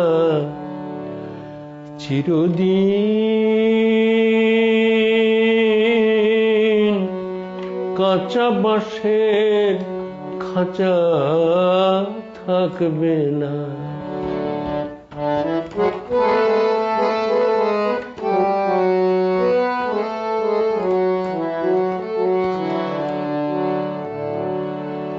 শুনো ওরে মন পাখি,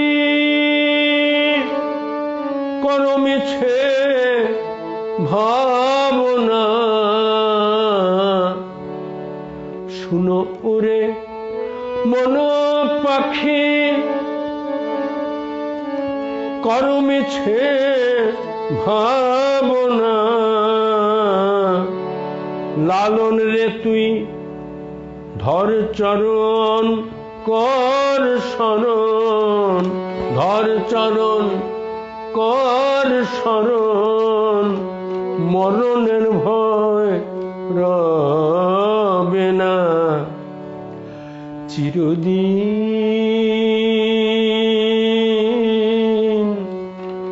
কাঁচা বাঁশের খাঁচা থাকবে না। পাখি যাবে উড়ে থাকবে পড়ে, ও পাখি যাবে উড়ে থাকবে পড়ে, কেউ রাখিতে পারিবে না। চিরদিন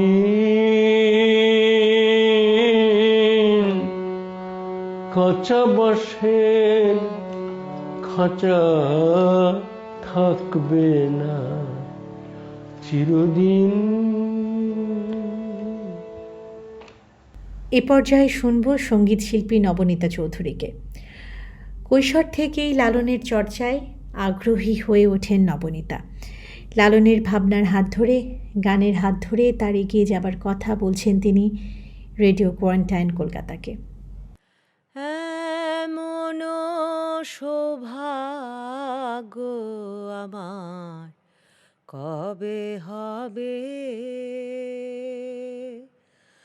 দয়াল চাঁদ আসিয়ে আমায় পার করিবে, এমন সৌভাগ্য আমার কবে হবে, সাধনের বল কিছুই যে নাই, কেমন করে সেই পারে যায়, কুলে বসে দিচ্ছি দোহাই, কুলে বসে দিচ্ছি দোহাই, অপার ভেবে, এমন সৌভাগ্য আমার কবে হবে, দয়াল চাঁদ আসিয়ে আমায় পার করিবে,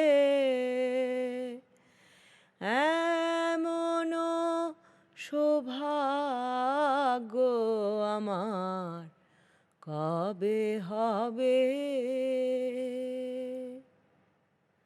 আমি এখানে আছি, কিন্তু কোথায় জানি যেতে চাই, সীমার মাঝে একটা অসীমের সন্ধান। আমি এখানে আছি বটে, কিন্তু আমার বোধহয় এখানে নয়, হেথা নয়, হেথা নয়, অন্য কোথা, অন্য কোনোখানে থাকার কথা। এই যে একটা হাহাকার, এই যে বসে আছি এই ঘরে, হয়তো দেখছি নেটফ্লিক্স কিংবা হয়তো ফেসবুকে করছি তর্ক, কিন্তু মন পড়ে আছে এমন এক দূরে যেখানে কোথাও দুঃখ, কোথাও মৃত্যু, কোথাও বিচ্ছেদ নাই। পারে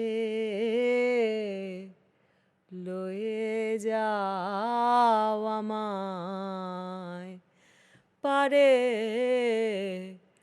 লয়ে যাও আমায়, আমি অপার হয়ে বসে আছি,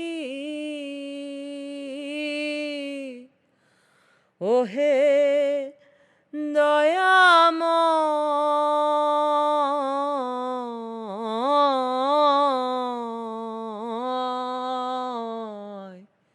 পারে লয়ে যাও আমায়। বাবা মা আর রবীন্দ্র সাধক গুরু ওয়াহিদুল হকের মারফত কবিগুরুর চরণ জেনেই আমার জীবন পাঠ আর আধ্যাত্মের সাধনা। তাই বোধ হয় কে যাবি পারে ওগো তোরা কে, আমি তোরি নিয়ে বসে আছি নদী কিনারে, কে যাবি পারে ওগো তোরা কে। এ থেকে মধ্যবিত্তের ঘরে ৮০-৯০-এর দশকে প্রায় একক কৃতিত্বে লালন সাঁইকে নিয়ে আসা ফরিদা পারভিনের কণ্ঠে ভর করে পারে কে যাবি নবীর নৌকাতে আয়, এই আহ্বানে সাড়া দিতে কিছুমাত্র দেরি হয় নাই আমার। রূপকাষ্ঠের নৌকাখানি নাই ডোবার ভয়, পারে কে যাবি নবীর নৌকাতে আয়, এই ডাক দিয়ে লালন আমার নির্ভয় আশ্রয় হয়ে ওঠেন। এই যে ডোবার ভয় নাই, এমন তরণীখানি বেয়ে চলা, জীবনকে এভাবে ব্যাখ্যা কিন্তু বাঙালির এক রকমের স্বভাবজাত। বাঙালির জন্যে রাগে অনুরাগে যার বাঁধা আছে তার, সোনার মানুষ আলাপন হৃৎকমলে রাগে অনুরাগে যার বাঁধা আছে তার। লালন বলে অনুরাগ নাই যার, লালন বলে অনুরাগ নাই যার, কার্য সিদ্ধি হয় কোন কালে রাগে অনুরাগে যার বাঁধা আছে তার। সেই সোনার মানুষকে খুঁজতে থাকা শুধুমাত্র কিন্তু শিক্ষিত মধ্যবিত্ত বা উচ্চবিত্তের কোনো অবসরের বিলাসিতা নয় বাঙালির জন্য। এই যে বাঙালি আল্লাহ ভরসা বলে করোনায় বাস ট্রেন বন্ধ বলে এক ছোট ট্রাকের পেছনে গাদাগাদি করে উল্টে পাল্টে শুয়ে বসে ঢাকায় কাজে যোগ দিতে রওনা হয়ে যায়, কিংবা গার্মেন্টসের মেয়েরা হাঁটে আর হাঁটে মাইলের পর মাইল, আসলে এই বদ্বীপে এছাড়া উপায়টুকু কি? এর মধ্যেই তো ঘূর্ণিঝড় আমফান এসে সব ওলটপালট করে দিয়ে যায়, বন্যা আসে, দশকের মধ্যে সবচেয়ে ভয়াল আর দীর্ঘতম এই করোনার সময়েই।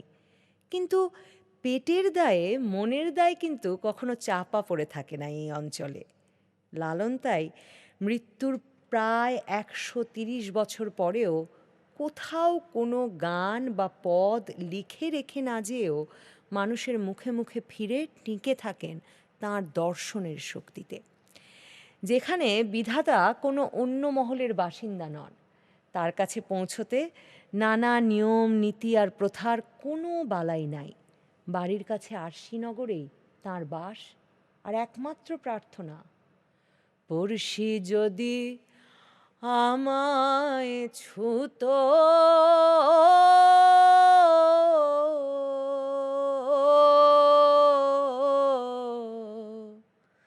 জমজাত না সকল যেত দূরে, পড়শি যদি আমায় ছুতো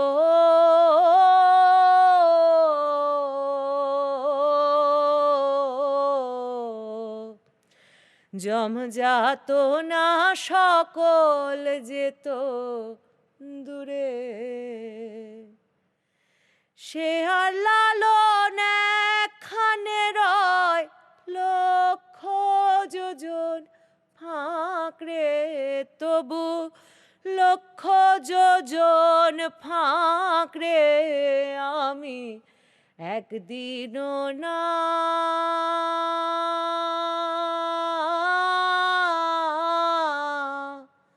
দেখিলাম তারে।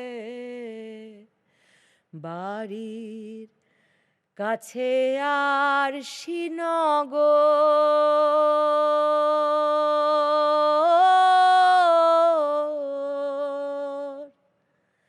সেথায় পড়শি বসত করে, এক ঘর পড়শি বসত করে আমি একদিনও না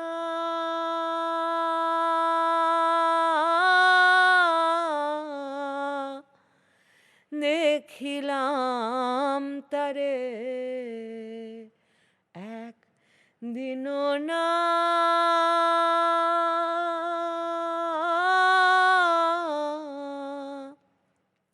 দেখিলাম তারে।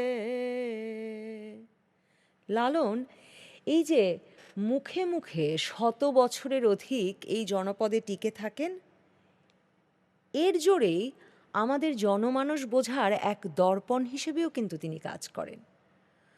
গুরু ধরে মুর্শিদের হাত ধরে লালনকে বোঝার আমার সুযোগ হয় নাই বটে, কিন্তু লালনের পথ ধরে আমি বুঝি বিশ্বের তাবড় আধ্যাত্মবাদের একটা মূল লোভ, যেখানে স্বর্গবাস, স্বর্গের অপার্থিব সুখ, সেখানে আমরা আসলে ভীষণভাবে পার্থিব। সেখানে আধ খাওয়া পেটে যেমন, আবার আমরা যারা এবার করোনাকালে সামারে ইউরোপ যাওয়া হলো না বলে, কিংবা বন্ধুদের সাথে মাসের পর মাস উইকেন্ড ব্রাঞ্চ হয়ে উঠছে না বলে আফসোস করছি, তারাও আসলে কোথায় জানি এক অমূল্য নিধিকে খুঁজে বেড়াই। পেট ভরে দুমুঠো ভাত, বিরিয়ানি কিংবা এগ বেনেডিক্ট, দারুণ জামদানি, বিস্পোক স্যুট, গাড়ি, বাড়ি, প্রেমিকের ভালোবাসা, সন্তানের হাসি, কিছুই সেই সহজ মানুষের অবিরাম সন্ধানের হাহাকার থেকে আমাদের মনকে মুক্তি দেয় না। এ জীবনে যা পাবো না, পরজীবনে তা পাবো, এমন আশ্বাসেও মন গলে না। আমার ভেতরে যে অমূল্য নিধি, কই সে? তাঁর দর্শন কোথায় পাব? আপনায় আপনি ফানা হলে যে ভেদ জানা যাওয়ার কথা ছিল। সহজ মানুষ, সহজ মানুষ, ভোজে দেখ না রে মন দিব্য জ্ঞানে। সহজ মানুষ, ভোজে দেখ না রে মন দিব্য জ্ঞানে। পাবিরে অমূল্য নিধি বহর তো মানে। সহজ মানুষ, ভোজে দেখ না রে মন দিব্য জ্ঞানে। শুনি মনে পাব, শুনি মলে পাব বেহেশত খানা, তা শুনে তো মন মানে না। শুনি মলে পাব বেহেশত খানা, তা শুনে তো মন মানে না। বাকির লোভে নগদ পাওনা, বাকির লোভে নগদ পাওনাকে ছাড়ে হে ভুবনে। সহজ মানুষ, ভোজে দেখ না রে মন দিব্য জ্ঞানে। পাবিরে অমূল্য নিধি বহর তো মানে। সহজ মানুষ, ভোজে দেখ না রে মন দিব্য জ্ঞানে। লালন সাঁই তাই আমার সেই সত্য বল সুপথে চল ওরে আমার মন। সত্য সুপথ না চিনিলে, সত্য সুপথ না চিনিলে, ভাবিনে মানুষের দর্শন। সত্য বল সুপথে চল ওরে আমার মন। এই সাদামাটা সহজ সরল শান্তি আর সততার জীবন পাঠের গুরু। এই আমার স্বভাব, এই আমার ধর্ম। বাকিটা জীবনকে প্রাণ, মন আর ভক্তি ভরে উপভোগের। কত ভাগ্যের ফলে না জানি মনে রে পেয়েছ এই মানব তরণী। কত ভাগ্যের ফলে না জানি মনে রে পেয়েছ এই মানব তরণী। বেজাও তরায় তোমার সুধারায় যেন ভাড়া না ডোবে, মন যা করো তরায় করো এইভাবে, এমন মানব জনম আর কি হবে, মন যা করো তরায় করো এইভাবে। এই মানুষে হবে মাধুর্য ভজন, তাইতে মানব রূপ গঠলেন নিরঞ্জন। এই মানুষে হবে মাধুর্য ভজন, তাইতে মানব রূপ গঠলেন নিরঞ্জন। এবার ঠকলে আর না দেখি কি নারে লালন কয় কাতর ভাবে, মন যা করো তরায় করো এইভাবে, এমন মানব জনম আর কি হবে, মন যা করো তরায় করো এইভাবে, এমন মানব জনম আর কি হবে, মন যা করো তরায় করো এইভাবে, মন যা করো তরায় করো এইভাবে, মন যা করো তরায় করো এইভাবে। লালন নিজেকে দিয়ে উপলব্ধি করেছেন ধর্ম মানুষকে কিভাবে শোষণ করে, কিভাবে সমাজপতিরা নিজ স্বার্থে ধর্মকে হাতিয়ার হিসেবে ব্যবহার করে। লালনের ধর্ম হাতিয়ার নয়, লালনের ধর্ম হাঁটে মানব মুক্তির পথে। এক নিভৃত গ্রামে বসে লালন সমাজ সংস্কারে নিজেকে জড়িয়েছিলেন অত্যন্ত শক্তভাবে।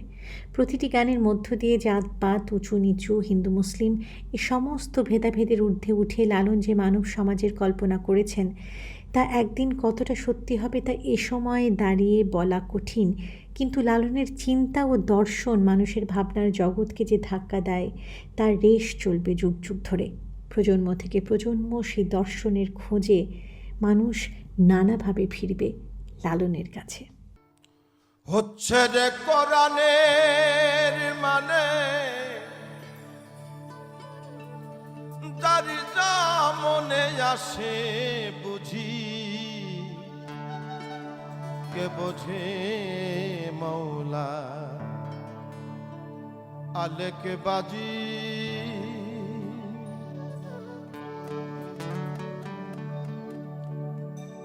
হচ্ছে রে কোরআনের মানে, যার যা মনে আসে বুঝি, কে বোঝে মৌলার আলেক বাজি, কে বোঝে মৌলার আলেক বাজি।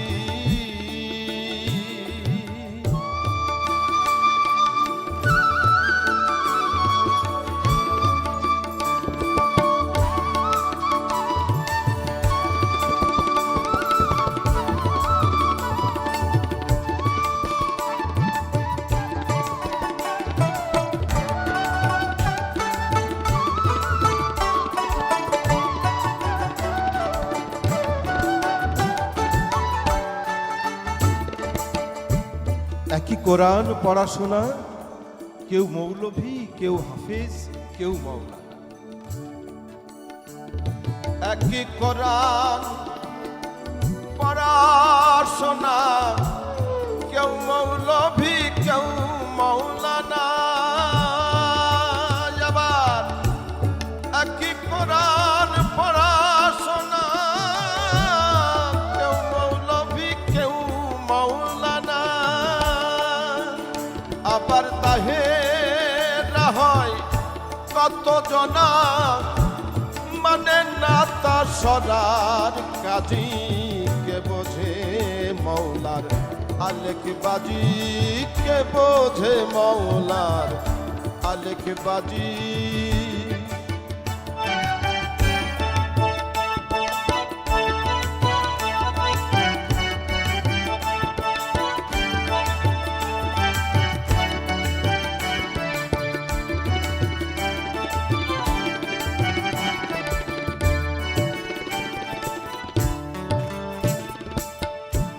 রোজ কিয়ামত বলছে সবাই, কেউ বলে না তারিখ নির্ণয়। আবার রোজ কিয়ামত বলছে সবাই, কেউ বলে